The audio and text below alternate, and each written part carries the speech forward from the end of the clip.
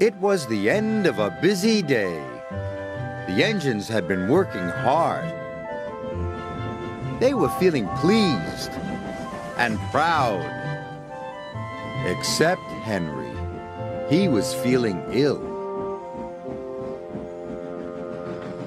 "What's the matter with you, Henry?" Thomas asked. "My boiler's grumbling." "Maybe it's grumbling at you," teased Thomas. "That's not funny," hissed Henry. "You just don't care." But Emily saw that Henry was leaving a puddle of water behind. She was worried. The next morning, Sir Topham had arrived.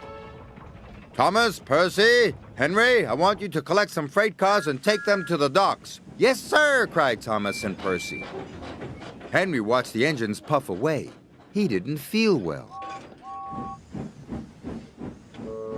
"Useful engines don't complain," Henry muttered. He was leaving water everywhere as he chuffed towards the coaling plant. When Emily saw this, she was more worried than ever.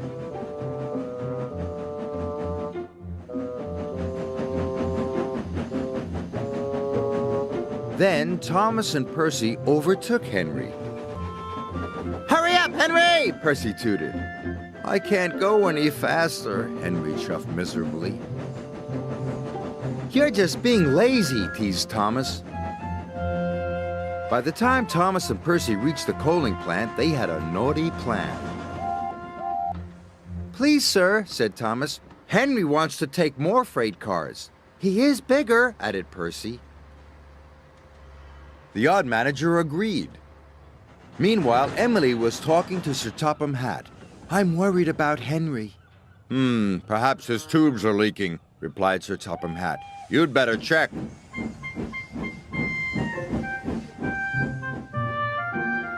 By the time Henry reached the coaling plant, Thomas and Percy had already left.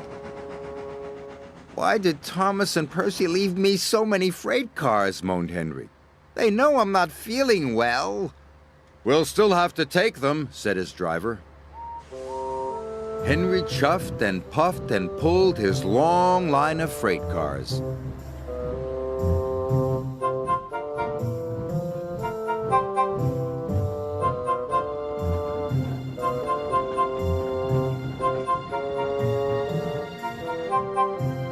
"You can do it, Henry," encouraged his driver. But it was no use. Henry ground to a halt. Just then, Emily arrived. "Are you all right, Henry?" "No," moaned Henry. "I'm stuck." Henry's firemen uncoupled the heavy freight cars. Emily changed tracks and then hooked up to Henry. "Oh, thank you, Emily," wheezed Henry.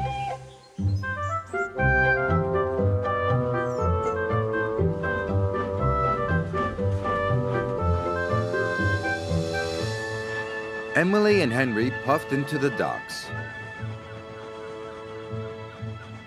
"Well done, Emily," said Sir Topham Hatt. "Thank you, sir."